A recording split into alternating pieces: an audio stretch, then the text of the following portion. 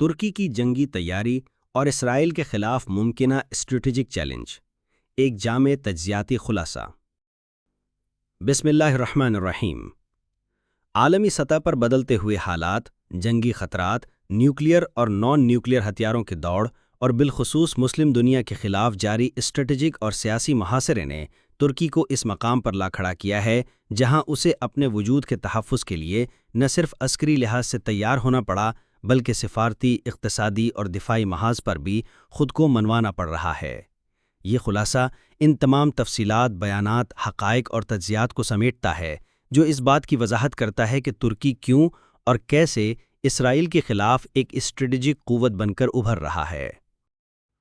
ترکی نے حالیہ عرصے میں جو نان نیوکلیئر تھرمو بیرک بم کا تجربہ کیا ہے وہ دنیا بھر کے عسکری ماہرین کے لیے ایک حیرت کا باعث ہے۔ یہ بم جو آگ کے گولے اور تباہ کن شاک ویو کے ذریعے اپنے ہدف کو لمحوں میں تباہ کر سکتا ہے، 1000 کلو گرام سے زیادہ وزن کا حامل ہے اور 3000 سینٹی گریڈ تک حرارت پیدا کرتا ہے۔ اس بم کی خصوصیات میں شامل ہیں 1 کلومیٹر کے دائرے میں مکمل تباہی، فولادی تنصیبات کو پگھلا دینے کی صلاحیت، 10,000 تک دھماکہ خیز ذرات کا پھیلاؤ اور F-16 اور F-35 جیسے جنگی طیاروں سے لانچ کیے جانے کی صلاحیت۔ یہ بم اسرائیل جیسے سخت دفاعی نظام رکھنے والے ملک کے لیے بھی خطرناک ثابت ہو سکتا ہے، خاص طور پر اگر آئرن ڈوم جیسے دفاعی نظام کو بائی پاس کر کے حملہ کیا جائے۔ اسرائیل کی حالیہ پالیسیز اور بیانات میں ترکی کے خلاف ایک خاص انداز کی دشمنی جھلکتی ہے۔ ترکی کے صدر رجب طیب ایردوان نے خود کہا ہے کہ اگلا ہدف ہم ہو سکتے ہیں، اور اسرائیل کی خفیہ ایجنسیز کی رپورٹس بھی یہ اشارہ دے رہی ہیں کہ ترکی کی بحریہ، ایئر فورس اور ڈرون ٹیکنالوجی اسرائیل کے لیے چیلنج بن سکتی ہے۔ ترکی کو اندازہ ہو چکا ہے کہ اسرائیل صرف فلسطین یا ایران کا مخالف نہیں بلکہ وہ مستقبل قریب میں ترکی کو بھی میدان جنگ میں گھسیٹنا چاہتا ہے۔ ترکی نیٹو کا رکن ملک ہے اور ایک عرصے سے کوشش کر رہا ہے کہ وہ یورپی یونین میں شامل ہو۔ اس کا مقصد یورو کرنسی اپنانا، اقتصادی فوائد حاصل کرنا اور یورپی منڈیوں تک رسائی حاصل کرنا ہے۔ لیکن اسرائیل کی خفیہ لابی یورپی طاقتوں پر اثر انداز ہو کر ترکی کی راہ میں رکاوٹ بنی ہوئی ہے۔ اگر ترکی پر حملہ کیا گیا اور وہ نیٹو کا رکن رہا تو نیٹو کو ترکی کا دفاع کرنا ہوگا، مگر چونکہ نیٹو کے اکثر ممالک اسرائیل کے مفادات کے حامی ہیں، اس لیے ترکی کو خدشہ ہے کہ کسی بحران کی صورت میں نیٹو اس کا ساتھ نہیں دے گا۔ ترکی نے روس سے S-400 دفاعی نظام خرید کر امریکہ اور نیٹو کو ناراض کیا تھا، لیکن اب ترکی نے امریکہ کو کہا ہے کہ وہ S-400 سے دستبردار ہونے کے لیے تیار ہے، بشرطے کہ امریکہ اسے F-35 جنگی طیارے مہیا کرے۔ اگر ترکی کو F-35 طیارے مل گئے تو وہ اسرائیل کا عسکری توازن بگاڑ سکتا ہے، کیونکہ اسرائیل کی سب سے بڑی دفاعی طاقت اس کے F-35 طیارے ہی ہیں۔ اگر ترکی کے پاس بھی وہی ٹیکنالوجی آ گئی تو وہ ایک برابر کا عسکری حریف بن جائے گا۔ غزہ، شام، لیبیا، عراق، یمن جیسے ممالک میں مسلمانوں کی حالت زار سب کے سامنے ہے۔ اسرائیل اور اس کے اتحادیوں کو یقین ہو چکا ہے کہ مسلمان کبھی ایک نہیں ہوں گے۔ غزہ میں جاری ظلم پر کسی بھی مسلم ملک نے مؤثر جواب نہیں دیا۔ یہی وجہ ہے کہ اب ہر ملک کو اپنی بقا کے لیے خود کھڑا ہونا ہوگا۔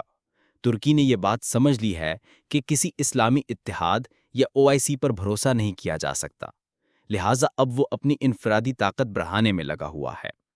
یمن نے حال ہی میں اعلان کیا ہے کہ اگر دنیا کا کوئی بھی بحری جہاز اسرائیلی بندرگاہوں پر جائے گا تو وہ اسے نشانہ بنائے گا، چاہے وہ کسی بھی ملک کا ہو۔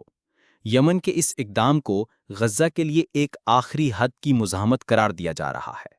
ترکی اگرچہ یمن جیسا سخت موقف اختیار نہیں کر رہا، لیکن وہ جان چکا ہے کہ اگر اسرائیل نے ترکی پر حملہ کیا تو دفاع کا واحد راستہ سخت حملہ ہی ہوگا۔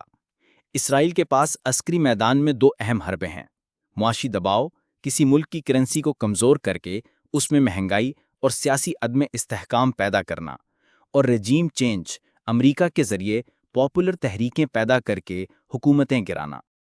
ترکی کے خلاف بھی یہی ماڈل آزمایا جا سکتا ہے، خاص طور پر اگر وہ اسرائیل کو کھلم کھلا چیلنج کرتا ہے۔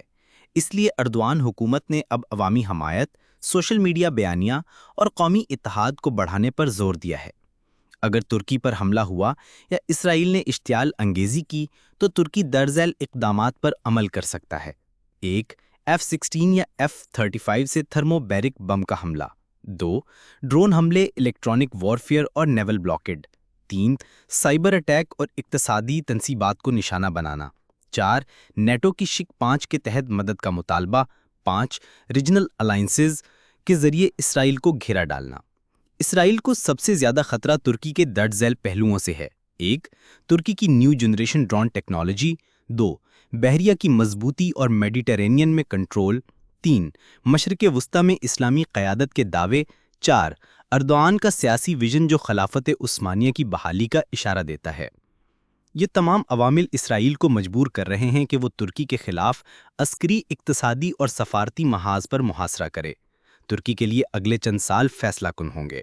अगर वो दिफाई लिहाज से कमज़ोर पड़ गया या इक्तसादी बहरान का शिकार हो गया तो इसराइल और इसके इत्तेहादी तुर्की पर हमला कर सकते हैं या दाखिली खलफिशार पैदा कर सकते हैं। मगर अगर तुर्की अपनी मौजूदा अस्करी रफ्तार बरकरार रखता है तो वो इसराइल के लिए नाकाबिल शिकस्त दुश्मन बन जाएगा। जी हाँ, तुर्की ने साबित कर दिया है कि वो अब ज़बान से नहीं, अमल से जवाब देगा। थर्मोबैरिक बॉम्ब का तजुर्बा, जदीद ड्रोन्स, F-35 के हुसूल की कोशिश, नेटो में मौजूदगी और अर्दोआन की क़यादत सब इस बात का सबूत हैं कि तुर्की खुद को आने वाली आलमी जंग के लिए तैयार कर रहा है।